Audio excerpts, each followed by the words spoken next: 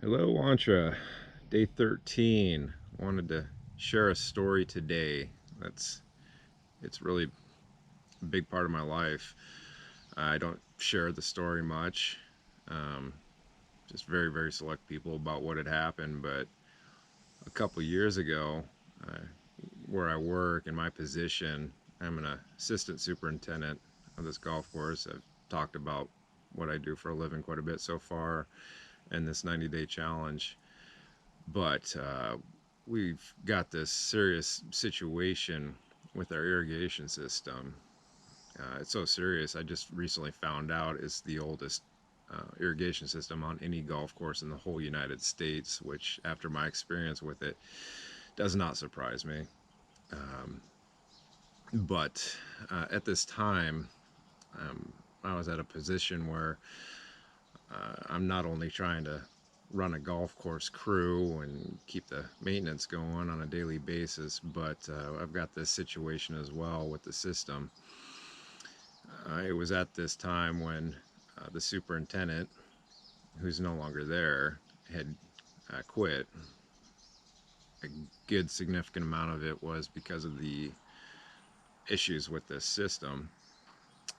And then, well, the mechanic left after that because he tried to help and it burnt him out. I was put in this position where I was essentially on my own to try to take care of this. This system would run during the day on its own. So this thing is bass backwards from a regular system. It'll stay on instead of turn off if something's broken or not working properly. I just won't go into the details, but yeah. So I'd have to come in at night and water the whole course, which would take me about 4 hours, 5 hours, starting at 8 o'clock at night, 12, 1 o'clock in the morning, and then get there in the morning before everyone else, open up the shop at about 4:30. And after about 3 weeks to a month of doing this, I was pretty burnt out just about every night doing this. It Sometimes you can't put an experience into words how difficult it is to do something like that. It wasn't really just coming in at night and making sure it's going, but it was this feeling of how many people's jobs were in your hands. Not only just the crew, but the whole golf course in general, all the other departments. Because if you can't get water out, you don't got grass, you don't got grass, you don't got golfers, you don't got golfers. Well, you don't have clientele. Um, I did end up getting past it. I still work there. I ended up getting lucky and having who is there now, the superintendent, who's a third generation superintendent, has been doing this for over 50 years, help at least contain the issue. Um, Sticking it out was,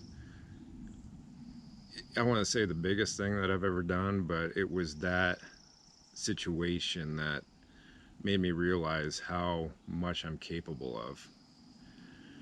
I hold on to that one very close to my heart. That was just a little over 2 years ago. It wasn't until I reached my mid 30s that I realized what a person's truly capable of. Uh, so I just figured I'd share that, especially for those who may be feeling uncertain, just having doubts about what you're capable of doing. It's amazing. It truly is. Another example of mine is that I'm dyslexic.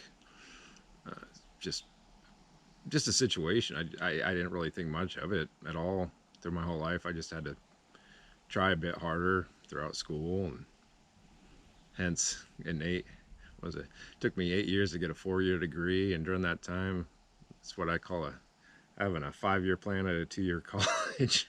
But no, in all seriousness, yeah, it is amazing what we're capable of, from one person to the next, and we're all unique on how to make things happen. Everyone is a little different, and we all have our strengths, we all have our weaknesses, but yeah, we can all share something with everyone else. So yeah, um, that's an easy to talk about, but I need to get better at this. So I thought I'd throw that out there, and we'll see you tomorrow on day 14. Thanks.